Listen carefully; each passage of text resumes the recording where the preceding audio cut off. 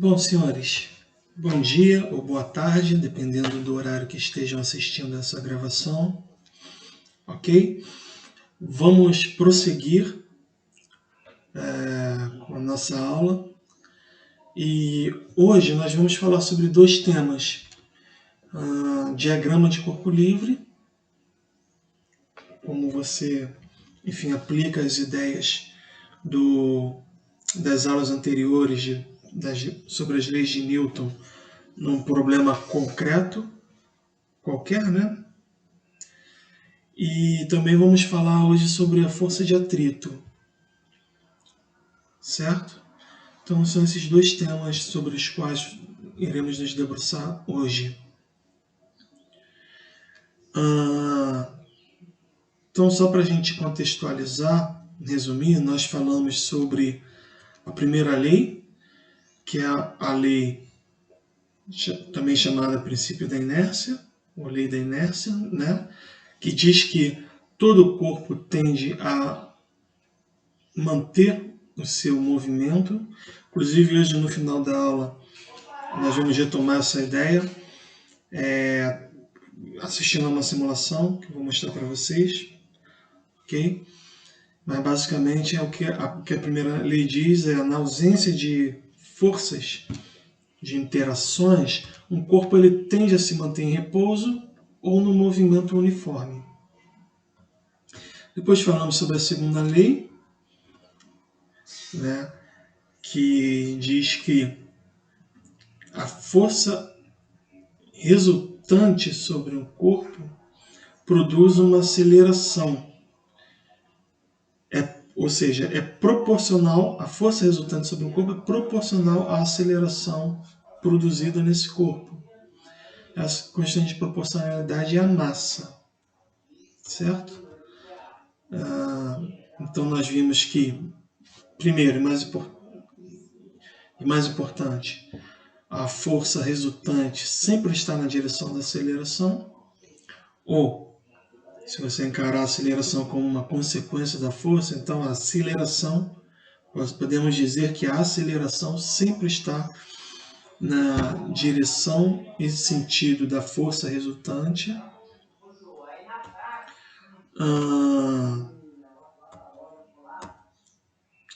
E também falamos sobre a lei da ação e reação, né? Que toda interação, ou seja, toda força, ela é sempre causada por alguém, por algum agente. Mas esse agente que causa a força, ele também recebe uma força, que nós chamamos de reação. Então, quando você vê uma setinha assim, essa setinha, na verdade, é uma representação fictícia. Uma representação de uma força que algum objeto, alguém está causando. Então, se você retomar essa figura aqui, considerar essa figura, você vai ver que a força que está atuando sobre a bola, ela é produzida, ela é causada por um pé que está chutando essa bola. Consequentemente, a bola também produz uma força contrária nesse pé.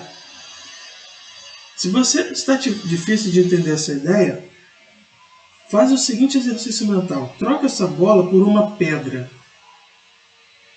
Imagine que você esteja chutando uma pedra.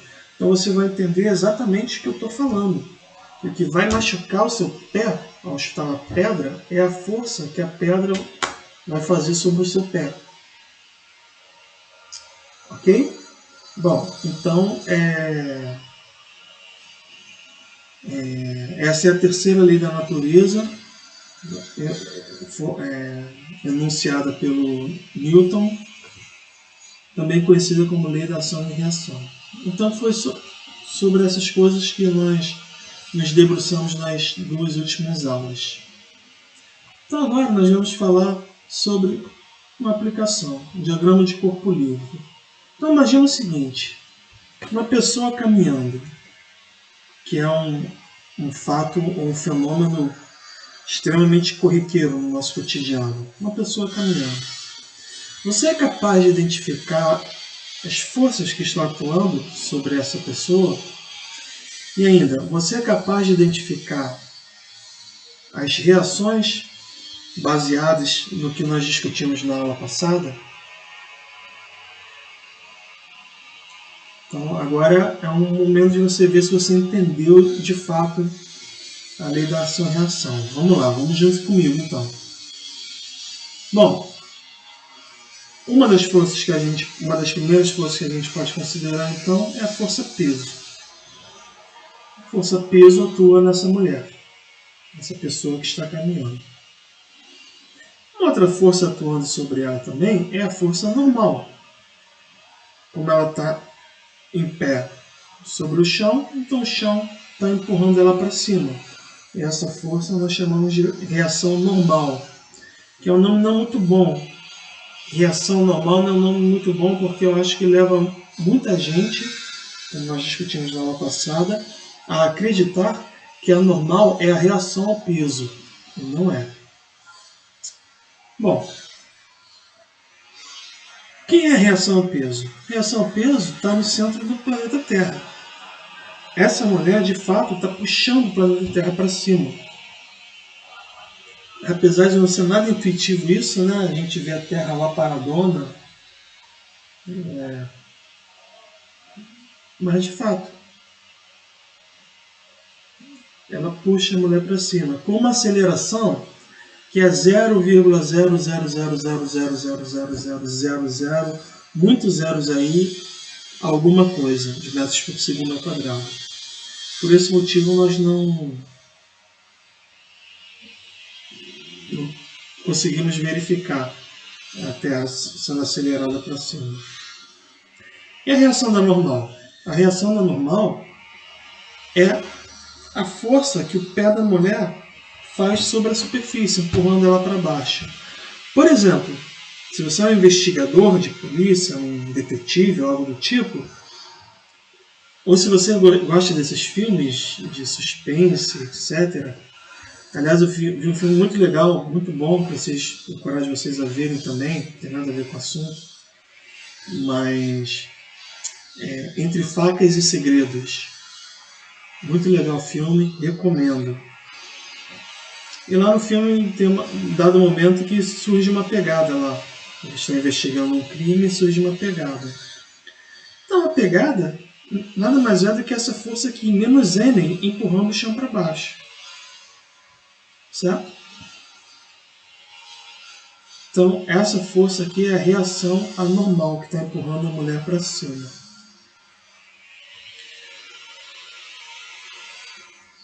Por outro lado, note o seguinte. Quando você caminha, o que acontece? O seu pé está empurrando, você consegue perceber isso? Caminha aí agora, nesse momento. Dá uma caminhada para você ver que o seu pé está empurrando o chão para trás. E o chão reage sobre o seu pé, empurrando o seu pé e, consequentemente, todo o seu corpo para frente.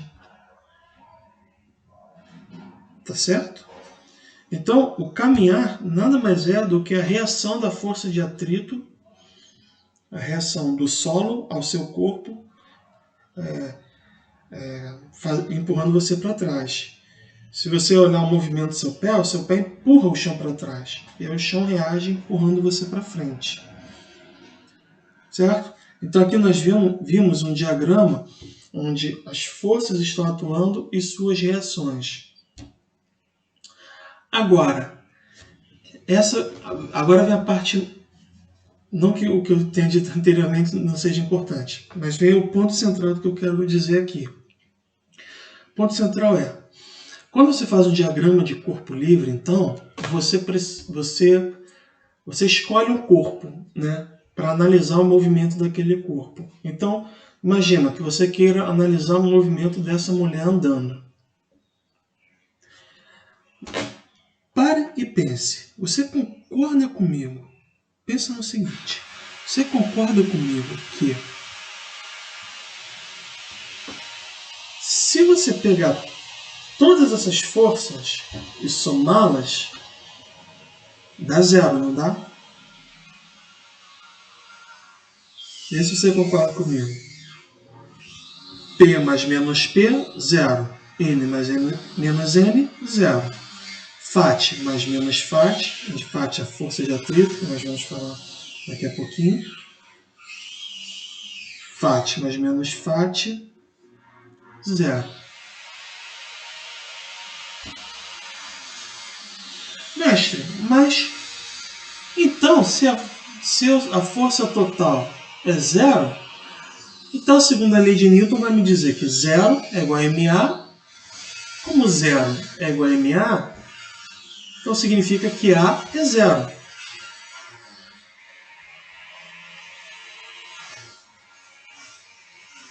Então, mestre, eu te pergunto, como que essa mulher está caminhando, andando? Ela para e começa a caminhar. Então significa que ela teve uma aceleração. Ela andou. Por que ela começou a caminhar então, se as forças são 0? Aí vem um ponto importante. O ponto mais importante aqui, que vocês devem notar, é o seguinte. A segunda lei de Newton, aqui a gente junta a segunda e a terceira lei de Newton para entender o que está acontecendo. Se a segunda lei de Newton diz que a força resultante sobre um corpo produz uma aceleração, a terceira lei de Newton diz que ação e reação não ocorrem no mesmo corpo. Por exemplo, o peso atua sobre a mulher. A reação do peso atua sobre a terra, que não é a mulher. A normal do chão para cima atua sobre a mulher, ele tendendo a jogá-la para cima. Mas a força que produz a pegada da mulher empurrando o chão para baixo não atua na mulher, atua no chão. Igualmente a força de atrito também. Então agora você pode entender que quando eu analiso um corpo, eu tenho que saber identificar as forças que estão atuando sobre aquele corpo, sabendo que as reações estão em outro corpo. Correto? Então, a reação do peso está na terra, a reação da FAT está no chão e a reação da normal está no chão também. E sobre a mulher, que forças estão atuando? Sobre a mulher estão atuando essas três forças: peso, normal e FAT. Tá certo? E o que faz ela caminhar? O peso e a normal estão equilibrando a mulher na vertical. A mulher não está nem subindo, nem descendo. Certo? Apesar de peso e normal não serem para ação e reação, pois eles atuam no mesmo corpo, espero que já esteja claro isso, mas elas se anulam. Nesse caso específico, elas se anulam. E a única força que sobra é essa azul, que nós chamamos de força de atrito, já vamos falar sobre ela, mas vocês já devem conhecer do ensino médio, que empurra a mulher para frente. Portanto, a força resultante sobre a mulher é uma força atuando para a direita, porque não tem nenhuma outra anulando ela. Por esse motivo, então, ela caminha para frente. Ok?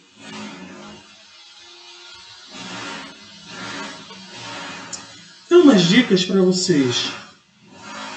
Vocês podem sistematizar o que eu acabei de falar, de explicar no slide anterior, fazendo da seguinte forma. Vocês vão desenhar um corpo e vocês vão buscar, tentar identificar todas as forças que estão atuando sobre aquele corpo. Certo? Claro que para isso eu vou dar as ferramentas para vocês. Vocês vão entender, saber, conhecer os principais tipos de forças. A partir daí, em que ocasiões elas ocorrem. Por exemplo, uma força de tração, uma força de atrito,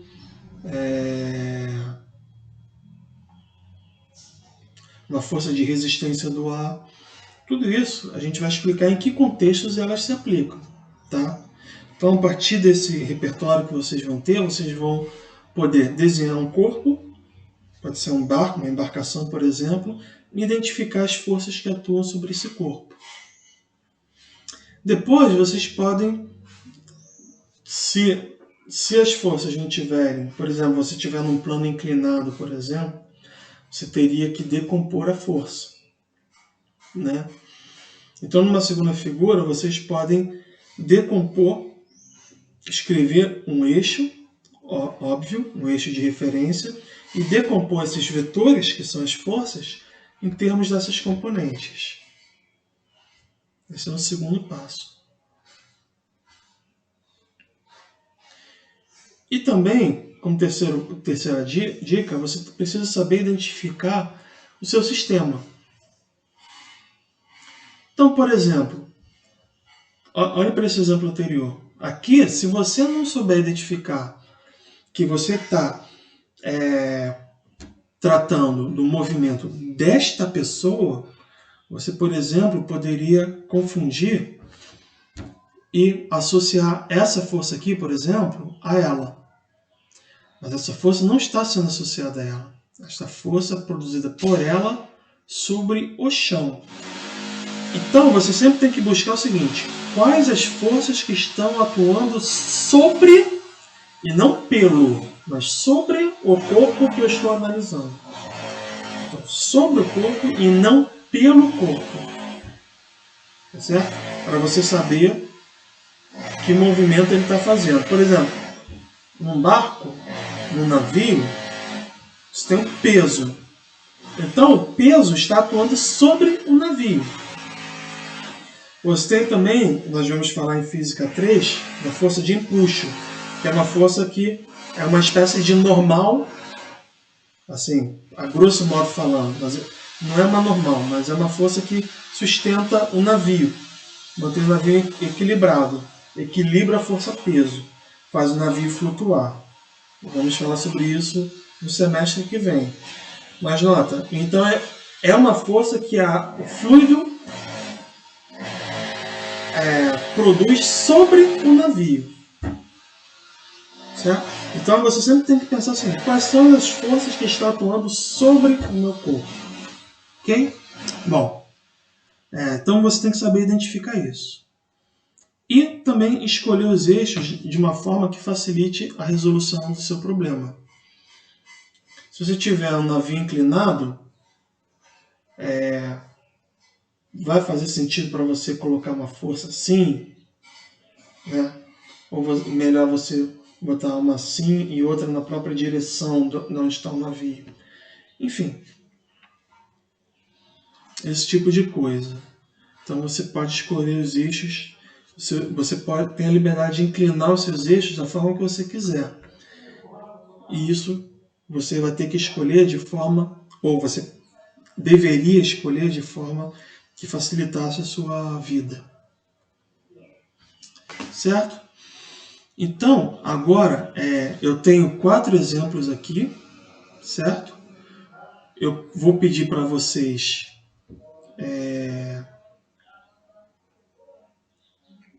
após essa aula fazerem, né? Resolverem esses exercícios aqui, esses 4 exercícios, ou esses 3 exercícios, exemplo 2, 3 e 4. E agora eu vou resolver o exemplo, esse primeiro exemplo com vocês. Tá legal? Então eu vou dar uma editada aqui no vídeo e vou aparecer resolvendo esse exemplo. Beleza? Diz assim: na vista superior da figura 5.4, uma lata de biscoitos de 2 kg, ou seja, massa igual a 2 kg, é acelerada a 3 metros por segundo ao quadrado na orientação definida por esse vetor A. Ok? Em uma superfície horizontal e sem atrito. A aceleração é causada por 3 forças horizontais, das quais apenas 2 são mostradas, F1, de módulo 10 newtons, e F2 de módulo 20 newtons. Qual é a terceira força F3 em termos dos vetores unitários e da notação módulo ângulo? Ok? Bom, aqui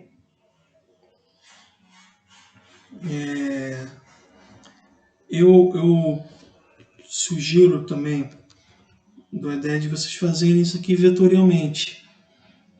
Ou seja, por exemplo, a gente sabe que a aceleração está apontada nessa direção, né, de 50 graus. Então, por conseguinte, você já deve saber que a força resultante é um vetor que aponta nessa direção. Então, faça o seguinte exercício aí em casa. Como é que você obtém o terceiro vetor a partir dessas informações? Eu soma F1, F2, você tem o terceiro vetor, sabendo que o vetor resultante aponta para cá. Então, obtenha esse F3 aí geometricamente, sem fazer conta, só geometricamente mesmo. Certo? Agora, aqui na conta, a gente pode usar a equação vetorial, né? Qual é a ideia nessa questão? A ideia é usar... Opa! Deixa eu aqui no time de volume. Mano 12. Ai, meu Deus. A ideia é usar a segunda lei de Newton. O que ela diz? Diz que F igual a ma. Então, a primeira coisa que a gente vai fazer é escrever, então, essa equação. A equação diz o seguinte, ó. F, mas qualquer F? Não, força resultante igual a M vezes A.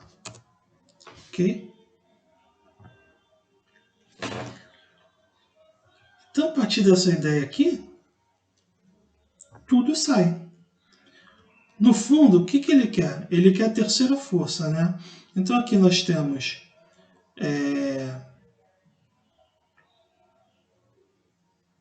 uma incógnita. Temos a aceleração, o módulo dela.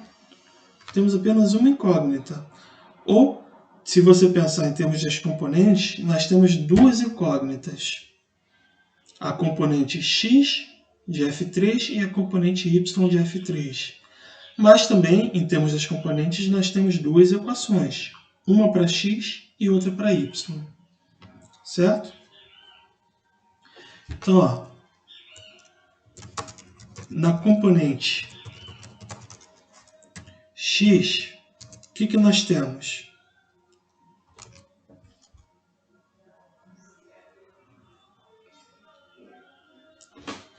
F1, que está no sentido negativo, né? Está apontando para a esquerda. Então, a gente pode colocar menos F1. Qual é a componente x, então, de F1, que faz 30 graus? Cosseno de 30.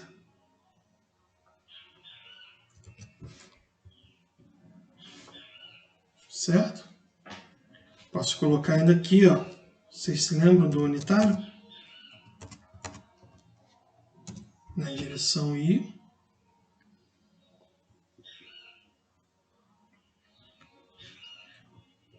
Quem mais tem na componente x? Do lado da força, né? Aqui, ó, F. Então, aqui eu tenho F. A componente x de F2 é 0. A componente x de F3 é uma incógnita para mim. Então, eu vou colocar simplesmente como F3 na direção I. Isso é igual a massa vezes a componente x da aceleração. Quem é a componente x da aceleração? Opa. AX que eu posso colocar como A, módulo de A, cosseno de 50 graus. Na direção I. Agora, nota o seguinte, né? Deixa eu só ajeitar aqui. Tá. Nota o seguinte. Se eu fizer a componente x, né? Vocês concordam comigo, sem fazer conta nenhuma, que tem que haver uma componente para cá de F3 para que, de alguma forma, a aceleração tenha essa componente positiva em x? Vocês não concordam comigo? Porque esse valor não vai vir de F2, né? Porque F2 está para cima. E F3 está para lá. Então, se fosse só F3 e F2, a aceleração estaria em algum lugar por aqui, né? Como ela está para cá, significa que tem que ter um F3 para cá ou para cá, de alguma forma para o lado direito, para que a aceleração tenha essa componente positiva em x. Ainda não fiz conta nenhuma, é só enfim, um pensamento. Bom, e na componente y? Na componente y, então, o que nós temos?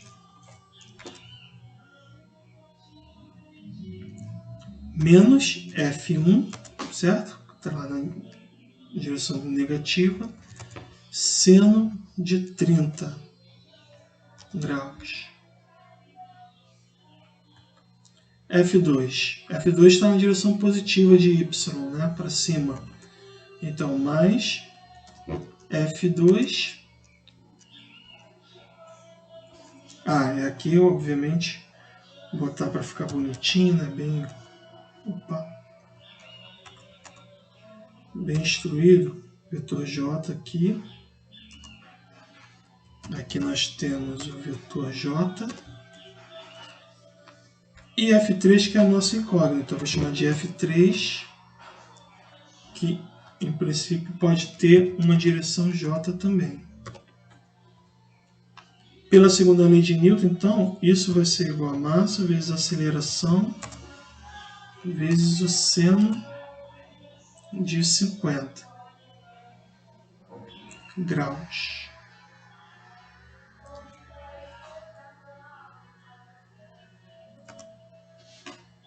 Na direção, obviamente, J. Então, aí nós temos duas equações, né? Equação 1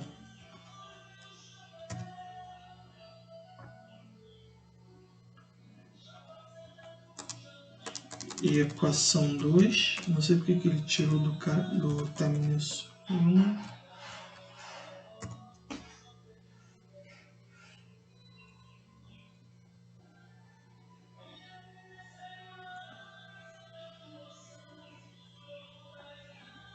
Só ajeitar aqui. Beleza. Pronto. Agora dá para vocês resolverem, né? Quem vai ser a componente... aqui, desculpa. Aqui eu tenho que colocar para diferenciar, né? F3x e aqui F3y. Pronto. Então aí tá. Quem vai ser, então... Nota que aqui eu não precisei colocar y, porque F2 não tem componente x. Mas eu poderia, se vocês quiserem, não vai fazer diferença nenhuma, mas eu poderia colocar aqui y. E F2x seria 0, porque F2 está só na direção y. Ok? Então, igualmente aqui, eu posso fazer esse detalhamento melhor. Se bem que aqui, não, né? Porque quando eu digo F1 cosseno de 30, essa já é a componente x do vetor F1, já é F1x. E aí, substituindo os valores, vocês conseguem ir isolando na equação 1 e na equação 2, cada uma vai fornecer uma componente do F3. Então, por exemplo, na equação 1, essa equação vetorial pode ser simplesmente uma equação algébrica, né? Que todo mundo está na direção I. E eu havia dito que quando vetores colineares, eles atuam como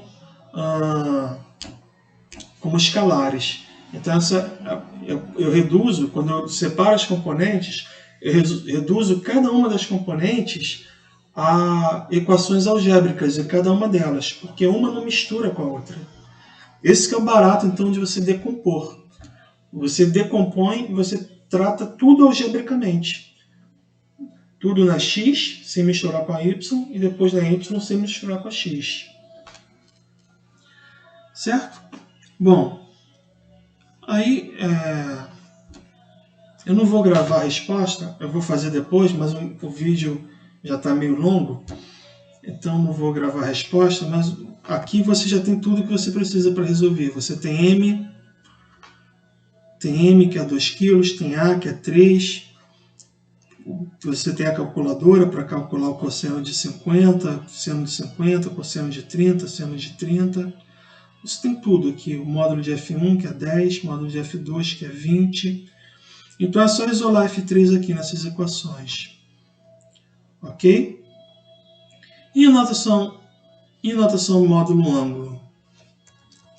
Então vou deixar assim em módulo ângulo. O que vocês vão fazer?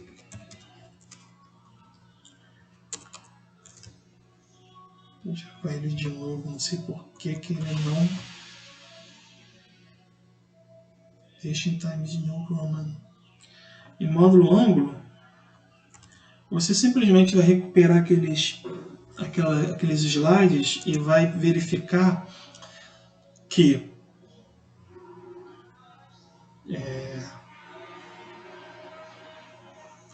isso aqui, por exemplo, vai te dar a equação 1 vai te dar o F3x, né? A equação 2 vai te dar o F3y, certo? Então, em módulo ângulo, você, por exemplo, você vai obter F3, o módulo de F3 vai ser simplesmente a raiz de F3x ao quadrado mais F3y ao quadrado. E qual é o ângulo que ele faz? Como eu falei para vocês, a gente acha que ele pode estar... como esse aqui está maior do que esse, então, na verdade, ele pode estar por aqui também, né? Isso não quer dizer nada.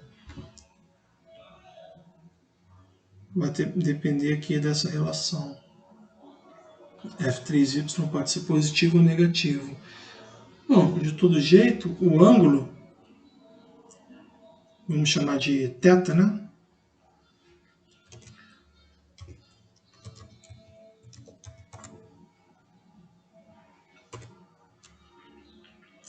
Você pode colocar como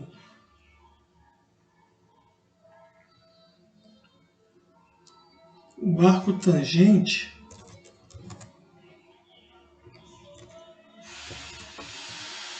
de F3y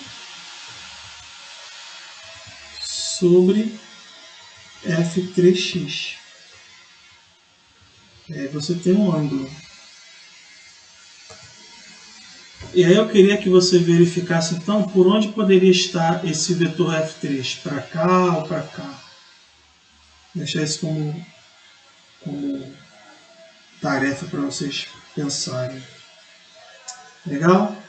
Então, essa é a ideia desse exercício aí. E vamos complementar os próximos na aula de sexta-feira. Bom, então de volta, vamos falar agora sobre a força de atrito. Ok? Força de atrito. Como eu falei, vamos falar sobre dois assuntos. diagrama do corpo livre. Agora vamos falar sobre força de atrito. Então, o que é uma força de atrito? Força de atrito é uma força que aparece devido à rugosidade da superfície, de uma superfície qualquer. E ela aparece quando um corpo que você esteja analisando, que você esteja observando, entra em contato com uma superfície rugosa. Certo? Então, se você olhar para essa figura, em nível microscópico, então, qualquer superfície, aí, por mais lisa que ela possa parecer, ela sempre vai ter uma rugosidade. Então, essas rugosidades, então, elas tendem a prender o corpo e fazer o corpo se tornar aderente a elas. E a força de atrito é na verdade, é um grande presente da natureza para nós. Porque se não fossem as forças de atrito, nós não conseguiríamos escrever, nós não conseguiríamos andar, nós não conseguiríamos fazer quase nada. Enfim, então é uma força muito importante que está super presente na natureza, certo? Quando bem utilizada, ela é benéfica. Mas às vezes os seus efeitos são não muito desejáveis, né? E aí enfim, os cientistas, os engenheiros sempre buscam formas de minimizar esse efeito, de contornar esse efeito de alguma forma, certo? Por exemplo, numa corrida de Fórmula 1, em geral, um carro bem equilibrado, ele tem duas etapas, né? Dois trechos em que num deles a força de atrito é maléfica e no outro ela é benéfica. No que ela é maléfica é a parte da reta, quando um veículo está numa reta. Nesse caso, seria muito interessante que a aderência ou o atrito entre os pneus e a pista fosse o menor possível, para que ele perdesse pouco tempo e ele ganhasse uma velocidade maior nas retas. Por outro lado, quando o carro de Fórmula 1 faz uma curva, é necessário que essa aderência seja maior, porque senão ele pode escapar, né? Ele pode deslizar e aí sofrer um acidente, sair da pista. Ou mesmo que não saia, isso causa uma saída do traçado ideal que não é interessante, né, para nenhum piloto que queira ser vencedor. Então, nessa etapa da curva, é interessante que os veículos tenham uma aderência maior, para que ele possa fazer, com a maior velocidade possível, realizar uma curva, sem que ele deslize. Certo? E como é que eles fazem isso? Eles aumentam ou diminuem, dependendo do caso, a chamada downforce. Downforce é quase que, podemos até colocar assim, uma força contrária à força de sustentação. Seria o oposto à força de sustentação de um avião. A força que faz um avião subir, né? No caso do carro de Fórmula 1, eles produzem uma aerodinâmica de forma que essa força de sustentação, no caso do avião, fique ao contrário, no caso do carro de Fórmula 1, e aumente a aderência dele ao chão, chamada downforce, força para baixo. Certo? Então a aerodinâmica desses carros de Fórmula 1 são muito interessantes, e eu convido vocês a, de repente, se aprofundar um pouco mais, né? Mas vamos lá. Então, na força de atrito existem dois atritos, né? ou não vou dizer dois atritos, dois regimes diferentes. Existe o regime do atrito estático e o regime do atrito dinâmico ou cinético. O que seria o atrito estático?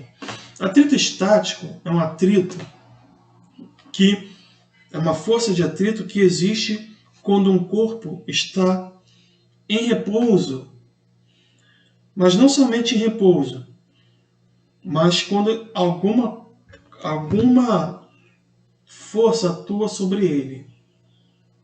Então olhe para essas duas, olhe para essa figura aqui da esquerda, esses 4 quadros aqui. Então note, se o objeto está em repouso e não existe nenhuma outra força atuando sobre ele, então a força de atrito ela é igual à força aplicada, mas nesse caso a força aplicada é 0. Então as duas são 0.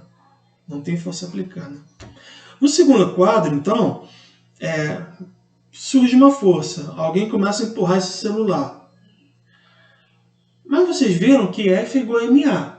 Se eu empurro esse celular, aplico uma força, por menor que seja, esse celular, em princípio, tenderia a sofrer uma aceleração, logo a iniciar o movimento.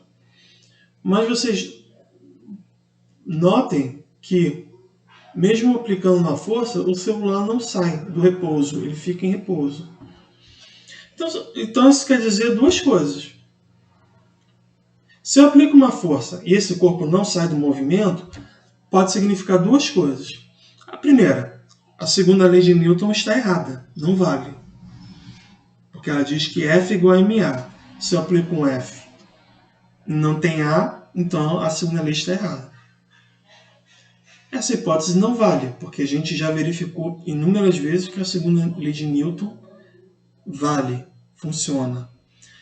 Então a segunda hipótese, mais plausível, é que ao empurrar um objeto para a direita, para a minha esquerda, surge uma força contrária, empurrando o objeto para a direita, com a mesma intensidade que a minha força.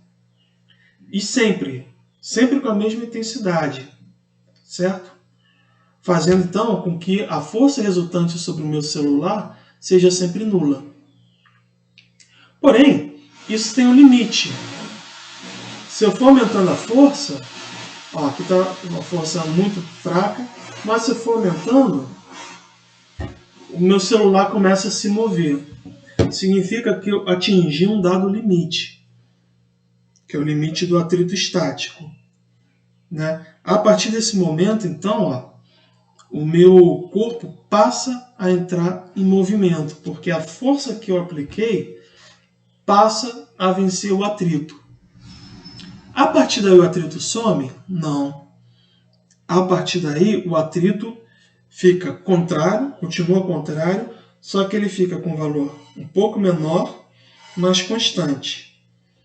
Esse então é o atrito cinético, certo? Então, recapitulando, a força de atrito estático, ela, se você olhar para um diagrama aqui da força aplicada pela força de atrito, vocês podem notar que ela vai crescendo igual à força aplicada e anulando, no sentido contrário, vai crescendo e anulando. Quando chega num valor máximo, que é chamado força de atrito de destaque, né? Essa força ocorre na iminência do movimento. Esse máximo aqui é a iminência do movimento. Qualquer força que supere essa, qualquer mínima força que eu aplique acima desse valor máximo do atrito, que o atrito estático é capaz de suportar, então meu objeto automaticamente passa a entrar em movimento. E ele passa a entrar em movimento com que força? Com a resultante das forças. Com a resultante entre a força que eu apliquei e a força de atrito cinético. Entenderam? Correto? Quanto vale isso aqui? Vale um um μ vezes A normal. Agora muita gente confunde, então vamos lá. Muita gente confunde, acha que em todo momento o atrito estático sempre vai ser μ estático vezes A normal. Não, não é verdade.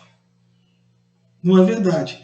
A força de atrito estático ela vai ser igual à força aplicada na iminência do movimento, que é o valor máximo que ele pode assumir, que ele assume esse valor aqui.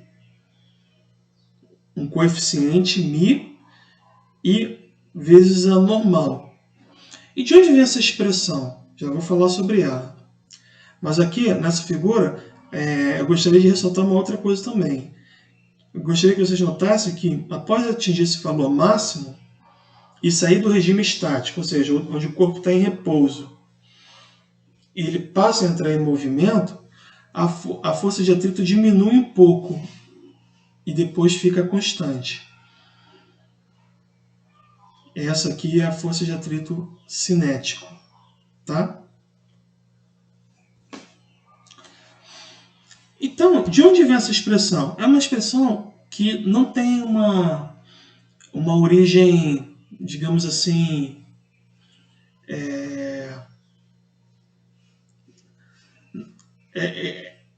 nós chamamos isso de uma expressão empírica. É isso que eu quero dizer. Ela é empírica. Por que empírica? Porque você observa. Você viu que o seguinte, foi observado que a força de atrito ela depende da superfície, certo? Onde o objeto está colocado. Ela depende da superfície e depende também de quanto peso ou de quanto contato, eu queria evitar a palavra peso, mas de quanto contato o objeto faz com a superfície. Ou seja, quanto maior o contato dela com a superfície, certo? Maior também a força de atrito. Então, matematicamente, a junção entre esses dois fatores, o tipo da superfície e o contato com a superfície, é descrita por essa fórmula aqui. μ vezes A normal. Então agora fica explicado, caso não tenha ficado claro na explicação que eu dei sobre os carros de Fórmula 1, fica explicado por que essa downforce ela aumenta a força de atrito, ou seja, aumenta a aderência do carro com a pista. Porque a downforce ela aumenta a força normal, aumentando o atrito. Certo? Então aqui temos alguns valores tabelados, né, para determinados materiais ou determinados objetos sobre determinados materiais. Então aço com aço, alumínio com aço. Tem um aqui, ó, que passa de 1, tá vendo? Então muita gente sai do ensino médio com a ideia errada de que o coeficiente de atrito, que é esse fator aqui, sempre seja menor do que 1, o que não é verdade. Então, tem a cobre com ferro doce passando de 1. Mas é importante aqui também ressaltar que o coeficiente de atrito estático sempre será maior do que o coeficiente de atrito cinético. Ou seja, uma vez que você, fisicamente, o que isso quer dizer? Quer dizer que uma vez que você vença o atrito, você tira um objeto do repouso, se torna menos difícil ou mais fácil você movimentar esse objeto, uma vez que ele venceu o repouso. Tá legal? É isso que é observado na natureza.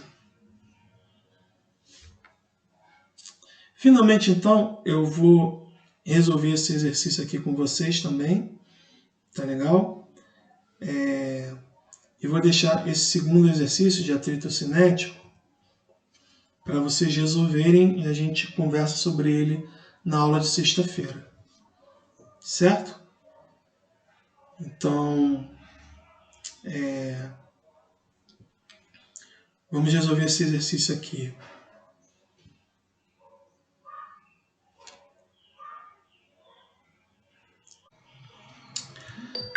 Bom, Deixa eu ligar aqui o celular. Um caixote de 68 kg é arrastado sobre um piso, puxado por uma corda inclinada 15 graus acima da horizontal. Se o coeficiente de atrito estático é 0,50, qual é o valor mínimo do módulo da força para que o caixote comece a se mover? Esse foi o item A. Item B, se μ igual a 0,35, qual é o módulo da aceleração inicial do caixote? Bom, então vamos pelo item A primeiro, né? Qual o valor mínimo da força para que o caixote comece a se mover? Então, vamos colocar aqui um caixote. Um protótipo de um caixote, né? Aqui está um caixote, deixa eu só corrigir com a página, beleza.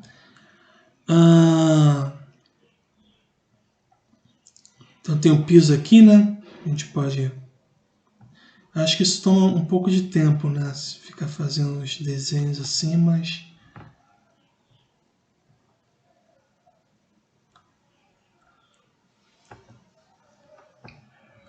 Então... Vou deixar ele aqui, o piso. Beleza, meio tortinho, mas dá para entender, né? E é puxado por uma corda inclinada 15 graus acima da horizontal. Então vamos supor que ela seja puxada para cá. E supõe então que entre a horizontal e essa força existe um ângulo de 15 graus. Certo? Se o coeficiente de atrito estático é 0,50, qual é o valor mínimo do módulo da força para que o caixote comece a se mover? Então, pegando aquela nossa ideia, aproveitando aquela nossa ideia que nós acabamos de discutir sobre o atrito máximo, né? O atrito estático máximo,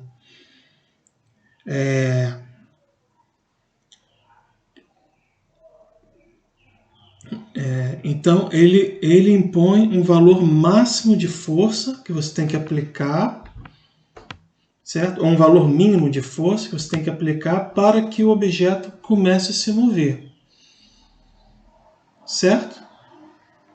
Então, se você olhar bem onde que está o atrito,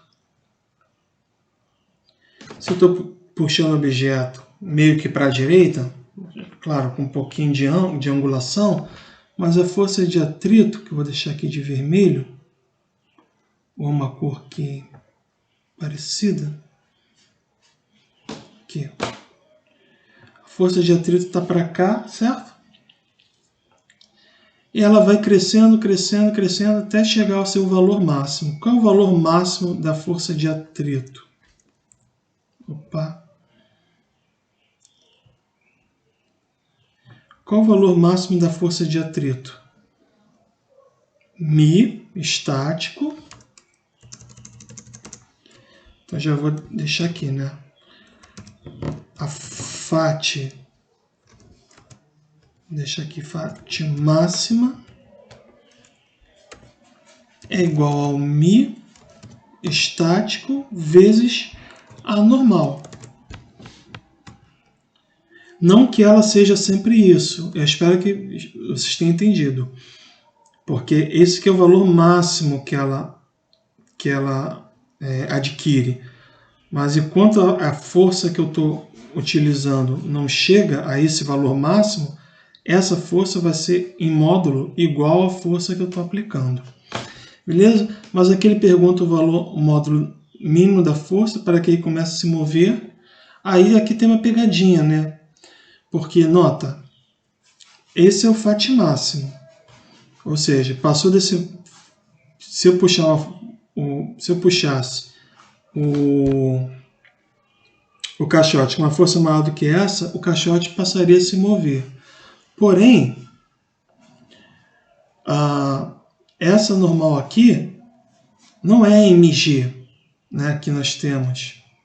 uma força normal aqui. Caramba, esse troço não fica reto. Temos uma força normal aqui. Deixar ela de azul. E temos uma força peso. Certo? Para cá. Em condições normais, a força normal. Em condições normais, essa força aqui normal seria em módulo igual a força peso. Então, era só você trocar um N da normal por mg. Porém, nesse caso, não. É por isso que é muito importante vocês perceberem que a normal não é a reação do peso. Se fosse reação do peso, além de não atuar no mesmo corpo, ela também teria sempre o mesmo módulo que o peso. Nesse caso, não é verdade. Qual é o módulo da normal aqui? Se aqui tem 15 graus nessa direção e o objeto não se move na vertical, então eu sei que na vertical a força resultante é zero, né? Significa que normal menos peso. Deixa eu botar em forma de equação. Normal menos peso, certo? Mais essa componente dessa força que está atuando na vertical seria o que? Eu vou chamar ela de F seno de 15 graus. Isso é igual a zero. Isso implica que a normal é igual ao peso menos F seno de 15. Olha que interessante, né? Então, vocês notam que, como deveria ser, a normal é menor do que o peso nesse caso. Puxar um pouquinho para cima, com uma componente para cima, diminui o contato, a força normal. E além disso, então, quer dizer, além disso não, mas esse exemplo mostra aquilo que eu falei para vocês quando eu estava falando do downforce do carro de Fórmula 1. Né? Só que downforce, em vez de usar essa setinha para cima, setinha preta para cima, usa ela para baixo. Então, esse sinal de menos ficaria mais. Ou seja, a normal seria o peso mais uma força. Então, aumentaria o normal, aumentaria a força de atrito. Bom, nesse caso aqui está puxando um pouco para cima. Portanto, aí, deixa aqui em Times New Roman. Ou seja, portanto,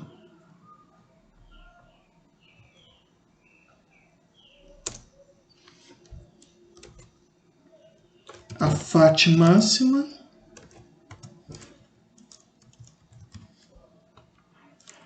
é igual a quê? Mi estático vezes a normal, que é esse fator todo aqui. P menos... Obviamente eu não vou calcular aqui, porque até pegar a calculadora, ficar calculando essas coisas,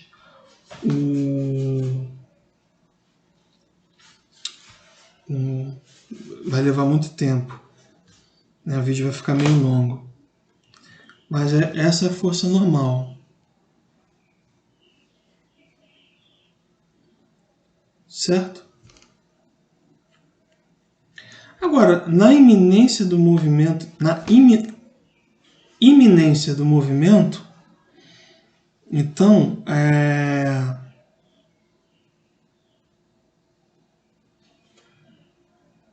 a componente x dessa força vai ser igual à força de atrito. Porque eu estou falando de iminência, né? Então, elas são iguais, e essa, daqui a pouquinho, mais um pinguinho que eu aumentar, ela puxa o caixote. Então, eu posso escrever matematicamente, eu posso escrever essa condição assim, ó, considerando essa força máxima, Então, podemos escrever. O que a gente pode escrever? Que a componente x dessa força, que eu chamei de F, ou seja, aí já posso colocar aqui, poderia botar Fx, mas já posso botar a componente x dela, que é a cosseno de 15 graus, certo? Tem que ser maior. Deixa eu ver. Deixa eu ver se ele usa isso aqui. Usa. Opa.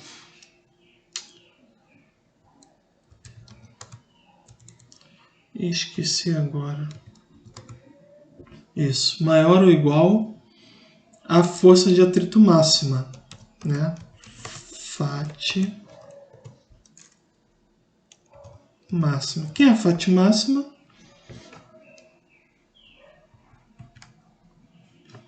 Aqui eu posso, em vez de escrever assim, eu posso escrever assim, ó, na iminência do movimento.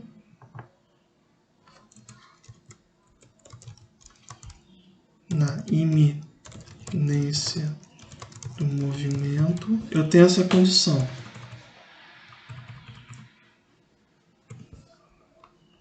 Logo agora, é só vocês isolarem F, né? Como é que ficaria? Então eu vou escrever assim. Caramba, lá, já mudou de fonte. Meu Deus do céu. Então, isolando F aqui, né? Ficaria assim. Eu vou fazer de cabeça, tá? Mas vocês podem abrir a conta que deve dar certo. Nota aqui usando a distributiva e passando esse MIE F sendo de 15, que está aqui, menos para lá como mais, fica assim. F, vê se vocês concordam, né? F, aí eu boto em evidência o F e coloco cosseno de 15 mais, porque era menos aqui, passou para lá como mais mi estático, o F já estava em evidência, então ficou seno de 15 graus. Isso tem que ser maior ou igual a mi estático vezes o peso. Quem é o peso? É a massa, está dada lá, vezes G. Né? Massa de 68 quilos.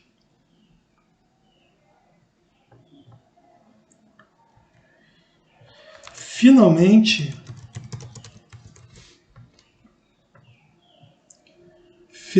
o que nós temos, agora é só isolar o F. A gente isola o F e temos a força mínima necessária para que esse caixote inicie o movimento. Então a força mínima tem que ser maior do que μmg, onde m é a massa do caixote, dividido por esse fator aqui. Vou dar um Ctrl C, Ctrl V. Certo? Agora deixa eu te perguntar uma coisa. Vamos aproveitar isso aqui para perguntar a vocês uma coisa. E se essa força aqui estivesse totalmente na horizontal? A força de atrito seria maior? A força mínima para mover o caixote seria maior ou menor? Pensem nisso. Pensem nisso. Dou uma dica. Façam esse ângulo aqui de 15 graus, que é esse ângulo aqui em relação à horizontal, façam ele igual a zero. E aí vejam o que acontece. Ok? E o item B, o que ele pede? Se μ fosse igual a 0,35, qual é o módulo da aceleração inicial do caixote?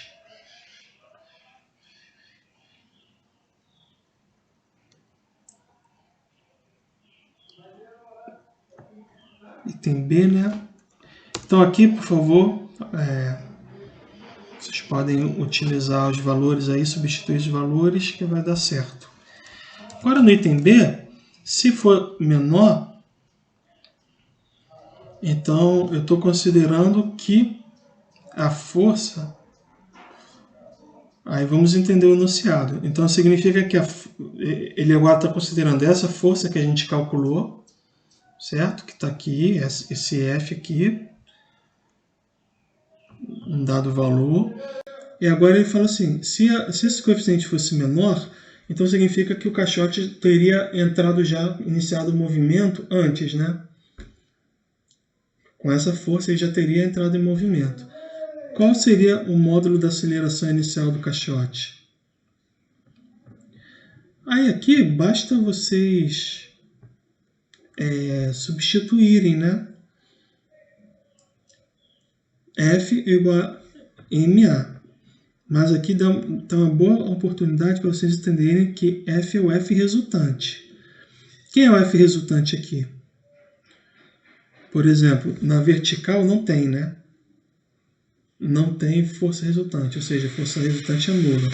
Só tem na horizontal. Quem é a força na horizontal? Seria esse F menos, ou seja, seria F cosseno de 15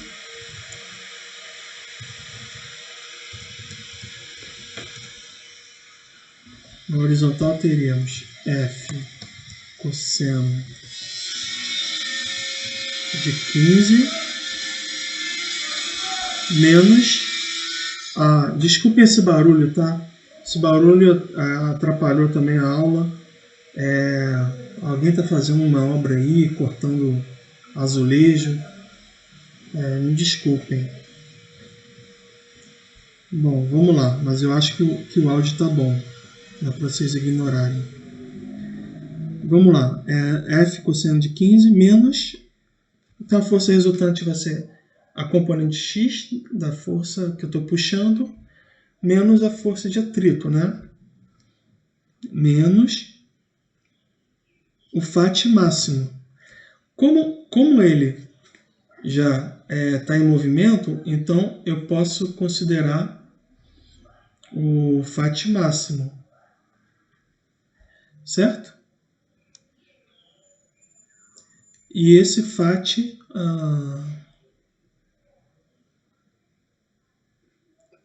é dado por esse μ aí de 0,35, que chama de μs, né?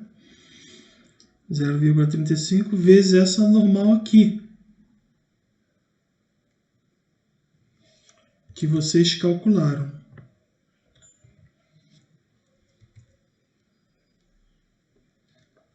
Certo? Isso é igual a m vezes a, pela segunda lei de Newton. Assim, eu deixei tudo aí para vocês substituírem, né? Porque vocês são alunos e eu sou o professor. A vai ser esse termo aqui, dividido... Opa, aqui não ficou legal.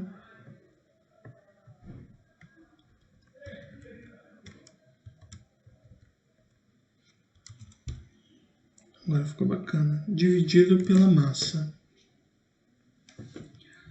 Ok?